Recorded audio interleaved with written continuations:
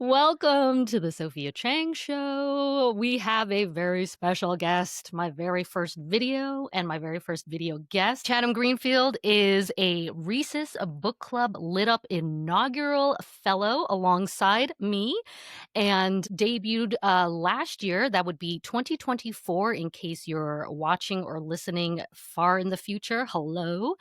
And with their book Time and Time Again, I think I've read it like 2, 3 times. I love it. It is so heart-wrenching and hilarious and relatable, whether you are disabled or chronically ill or just tired of life sometimes. And so I highly recommend you run out, read it right now. There's also an audiobook form. Chatham, welcomes to the Sophia Chang Show.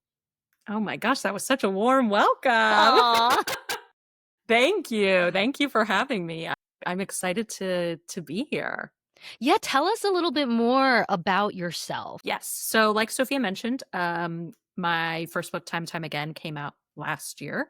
Both of my books, I have another book out September 23rd, 2025. Is there a And cover? Can you reveal to us? yes, I can. It's very pink and yellow. And it's very cute. And then the first one is very blue. So it's fun. It's fun. I think they go together well.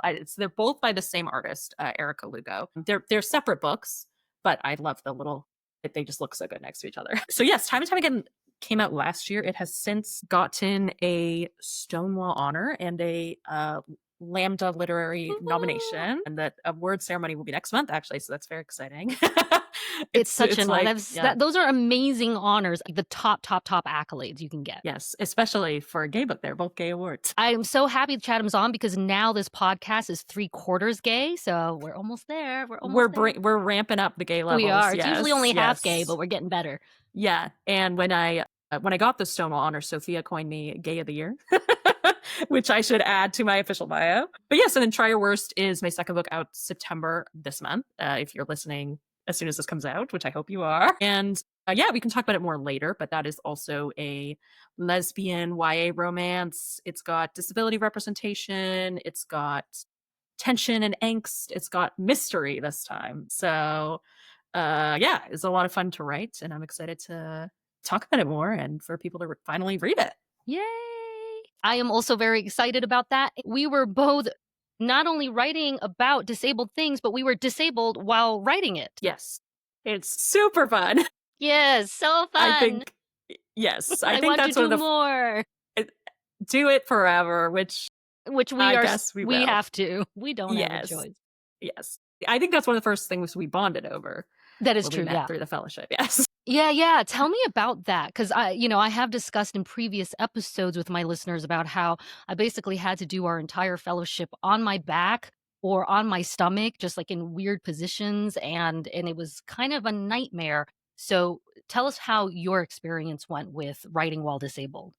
Yeah, and I'm so impressed that you did that, because for those who don't know about the fellowship, we go through, we went through 2 rounds of revisions on a book with a Reese's Book Club author mentor, and it was intensive. It was fun. My parents were like, "It's like you're crash coursing a grad program." Because I didn't go to grad school. Yeah. So I'm like, yeah, it's exactly right. So yeah, writing while disabled is tough. I have a whole host of disabilities. I would say kind of the overarching one is I have what's called ankylosing spondylitis. It's an autoimmune disorder. It's a form of arthritis. And then that kind of, under that umbrella, there's all sorts of other things that that pop up with chronic pain and fatigue and an irritable bowel syndrome, which is what Time and Time Again is about. So yeah, writing while disabled is hard. I mean, there's a lot of days where I don't have energy to get out of bed. And sometimes that means I'm writing in bed. And sometimes that means I am sleeping 18 hours, And before, there were times where I was like, oh, I'm so jealous because my illness makes me insomniac. And you were like, no, sleeping for that long is not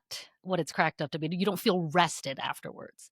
Yeah, exactly. Like I sleep so much, so I have less hours in the day than an able-bodied person. And when I finally get up, it's almost like my body just keeps craving sleep. It just never stops, and so that's not fun. And, I love writing, but that's also why I kind of turned to it as a career, because it's so hard to maintain a job like a 9 to 5 when there are days where I'm completely non-functioning, and most days, pretty much every day, I cannot get up at 9 a.m. Sophia knows I'm exaggerating. It is every day. Yeah, Like pretty we're much both every day. night owls. This is the no BS podcast. I will say I'm never waking up at 9 a.m. unless I have a commitment. I mean, I think probably the only time in the past year I've woken up that early is for the Stonewall Honor Award ceremony. That was worth it. But It's actually offensive to me when people want to meet me in the morning. I'm like, how dare you? yeah, it's like, what if we didn't do that? What if we met at noon at the earliest? So, But the irony yeah. is, though, it's like this is the only job we can do, yet this job is so up and down emotionally and even financially. So it's like it does wreak havoc on our emotions and psychology. And on top of that, it's physically taxing. This podcast tagline is books and biceps and no BS, because writers aren't just about the craft and the mentality of it. It's also it's an embodied career. You mentioned how your wrists hurt. Yeah. Yeah. So I have arthritis, like I said. And so yeah, typing is hard. I think that's something I don't think we talk about the physical element of writing a lot because it is, it's not like, of course, like a warehouse job or like something where you're using your whole body, but it is still physically intensive. I think I feel it most definitely. Yeah. My wrists, I use like wrist braces that I have to wrap them in all night. And it's gotten worse over the years. Like I now feel it in my upper arms as well. My shoulders will be tight from working, my eyes will hurt, which I don't think is even a symptom. I think that's maybe just getting to my late 20s. You just Get wait. really dry. It gets worse. Exactly right. But I definitely, because I'm on medication that's helping to manage it, but AS is a degenerative condition. So I do, I'm not able to accomplish as much in a day writing wise. There were times even 2 years ago where I was writing. I mean, I had one day where I wrote 10,000 words in a day, like a few years ago. And now I could do that, but I would be ill. And then the next day I wouldn't be able to write at all. You kind of also have to think in terms of preserving your energy so you can keep, like, I've found that I can get more done if I do smaller amounts, multiple days in a week rather than really pushing myself one day and then being out for the count a few days after. I actually haven't learned that myself. I think for me, Mm. I get so excited and so eager when I have the energy that I try to push it as hard and as far as I can. And then, yeah, I'm super wiped, but I just don't know when I'll have it again. Yeah, I get that. And I do that sometimes too, especially when the creative energy just keeps flowing because that's such a hard thing to stop. Like you don't want to stop that. You don't want to interrupt that. I mean, that's when you get your best work. So sometimes, yeah, I mean, I make it sound like, oh, and I pace myself every day. Of course I don't, right? I mean, especially because, I have deadlines and sometimes things with my health comes up and I have to ask for extensions, but sometimes even with those extensions, I have to be pushing myself and doing more in a day than maybe my body is able to. But yeah, other times the creative juices are just flowing and I don't want to have to be limited by my body. Like I know able body authors aren't. And so sometimes I don't limit myself maybe as much as I should, but that's the reality. I do think that is a trait of us who kind of live long term with this. We bend over backwards to make our deadlines no matter what. Do you feel guilty, or do you really hem and haw when you have to ask for that extension? You try not to? I do. I do. It's really hard for me to ask for extensions, even small extensions. I always remind myself that pretty much every author I know, regardless of health status, asks for an extension at some point. Some of them I know many authors who have delayed their second book by a year or 2 years. My second book was delayed by 1 season. So what that means is it was initially supposed to come out in the summer of this year and it came out in the fall. But it actually worked out because I had asked for an extension or two. And then, my editor came to me and said, hey, it's seeming like, you need more time. And we actually have a lot of romances coming out this summer and kind of want to space them out. How would you feel about the book coming out in the fall? It takes place in the fall. This is my second book, Troyer Wars. So it kind of works. And I was like, perfect. So I'm very fortunate to have my team at Bloomsbury, my publisher, who kind of works with me on things like that. But yeah, I definitely feel guilty whenever I'm not working. I think that's the hard thing about having a job like this. When I did, I previously had a 9 to 5 before my health got worse. And what I liked about it, as hard as it is working within constrained hours, was as soon as it hit 5 o'clock, I was done. I wasn't thinking about work. I was fortunate to have a boss who was like, not that kind of boss that's calling you at 10 p.m. So as soon as 5 p.m. hit, that was it. I didn't have to think about it until the next day. With this, I'm constantly thinking I should be writing right now, no matter what's going on, no matter what's going on with my health, my personal life, other commitments, friendship, talking to Sophia, talking to my other friends. It's like, well, yeah, no, I'm talking to you the whole time. I'm thinking, What I do should you be what do you writing mean now. other friends? No, it's just you. But yeah, there's this constant feeling of I should always be working and I'm never doing enough. Or like just the other day, I'm working on my third book now, which is also with Bloomsbury. Is coming out 2027. So I want to talk about that one. Yeah, but a little far I'm off. like excited. Yeah, it's going to be a fun one. But I planned to work on like I think 20 pages, and I did one scene, and I had to completely rewrite the scene. I'm doing revisions for it now, and I was doing, when you kind of like mash 2 chapters. It was like I had one. Actually, I could tell you the details because you have read the book, but I I won't for anyone listening. But I had to take a chapter from way later in the book and combine it with this chapter because that later chapter had a sort of romantic tension that I was looking for there. It just took a lot out of me. I'd been planning on doing like 2 more short chapters, and I was just like, that was a lot. Like that was a lot of brain focus, like figuring out how to make that work. And like, I'm just spent. But I felt guilty because I was like, well, that wasn't what I was planning on doing. I was planning on doing 10 more pages, and I can't do 10 more measly pages, that these ones aren't going to be as hard to revise. But I don't know. I wish I had good advice. I just kind of live in the guilt. I always say like, I'm Jewish and Catholic. So I always say I'm like a perfect storm of guilt. So Yeah, I think we get along because we have a lot of those similar traits and yeah. upbringing. And that is the thing about, like, I think with writers, when you get to that pro level, we have that work ethic where we're just like, we have to do this no matter what. And then there's also a sense of like, the guilt is also a sense of like, we're doing things that like a lot of people want to do, that we've wanted to do our whole lives. And oh, we're finally here doing it.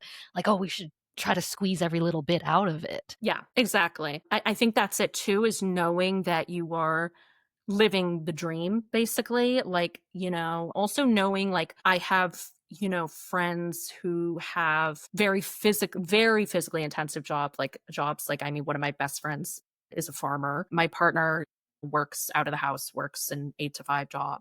And so, when I'm just working 2 hours, 3 hours a day, making up if angsty butch lesbians, I'm like, and getting to have this dream of publishing a book that some people wait, their whole lives for, never happens. I'm like, well, aren't I an asshole for being like, oh, I can't do this, this is the worst. Like, it's like, who am I to complain, And I mean, I wouldn't say I'm so much complaining as I am just struggling, because even doing nothing in my body is hard. Even just sitting here, like I'm feeling pain in my shoulders. I feel exhausted.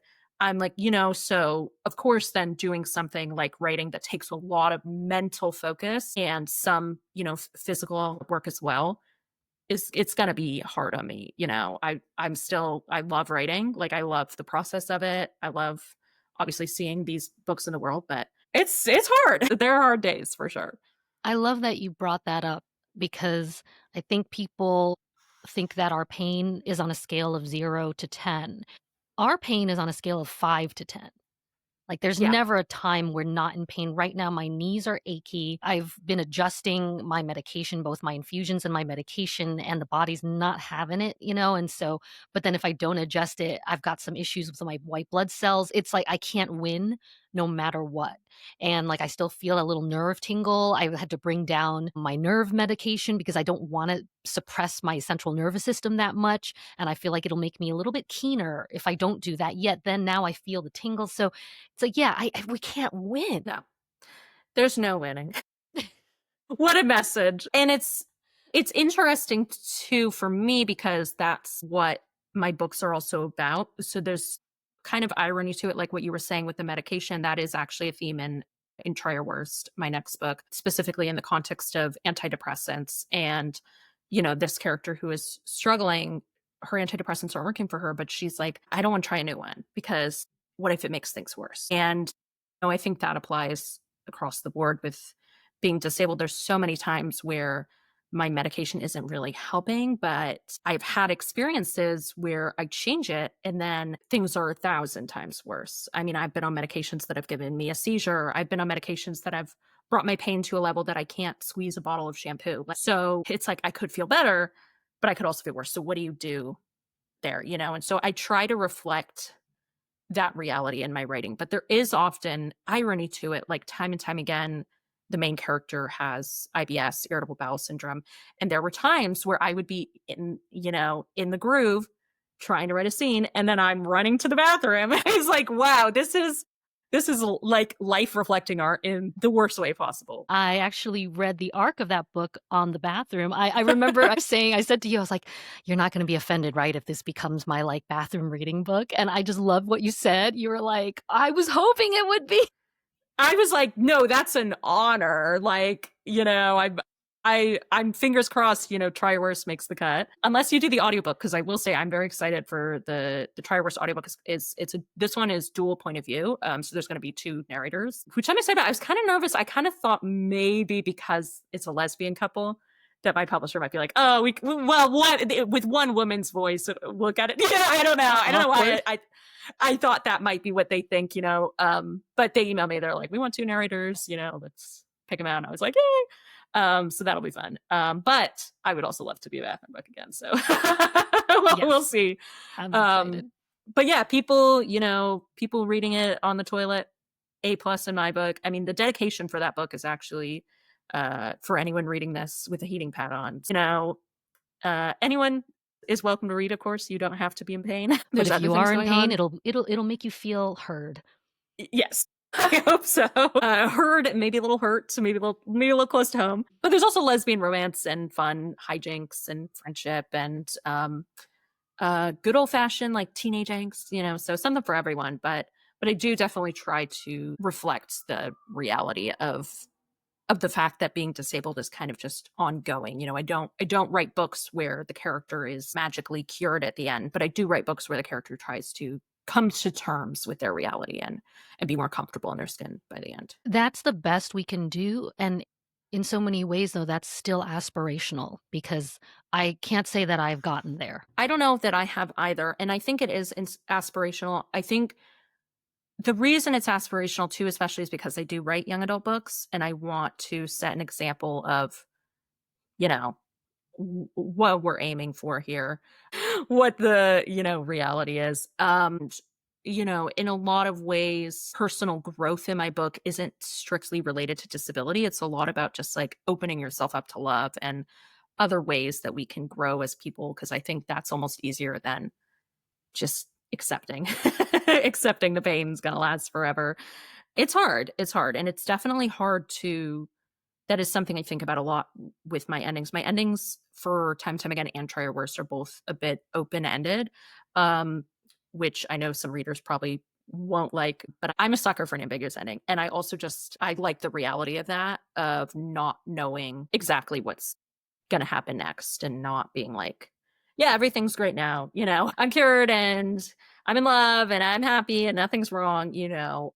So I try to make my endings hopeful, but still with the hint of realism of like, you don't know what's going to happen. And sometimes the only certainty is the pain, you know? So, That comfort with certainty that you're trying to impart onto your readers, whether teenagers or people like me who have remained at the maturity level of a teenager, that's, I think, why we read. That's kind of what we're looking for is help to accept that uncertainty. yeah, definitely. And I will say one of my favorite things that's been said about my writing is my dad once said to me, he said, "Oh, your book's like Finding Nemo." And I was like, "What? What is that? What does that possibly mean?" And he said, "You know, it's for kids, but the parents, people of all ages watch and they still enjoy it. They have a great time." I love So that.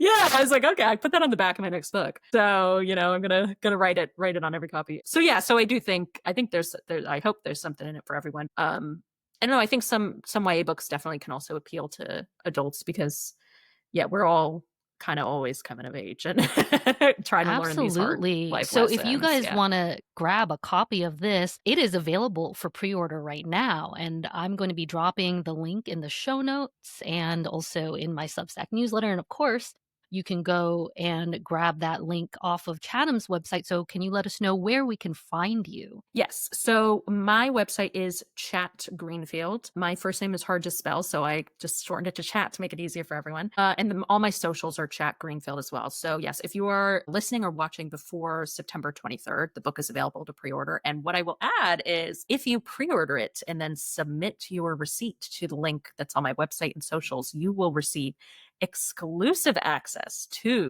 the alternate ending of Time and Time Again. So yes, there is a scrapped epilogue because, like I was saying about ambiguous endings, there was sort of a debate early on with some people who'd read it, like, should it have a little more? Should it have an epilogue? Should it end that ambiguously? So I tried to write one, but I was like, it has.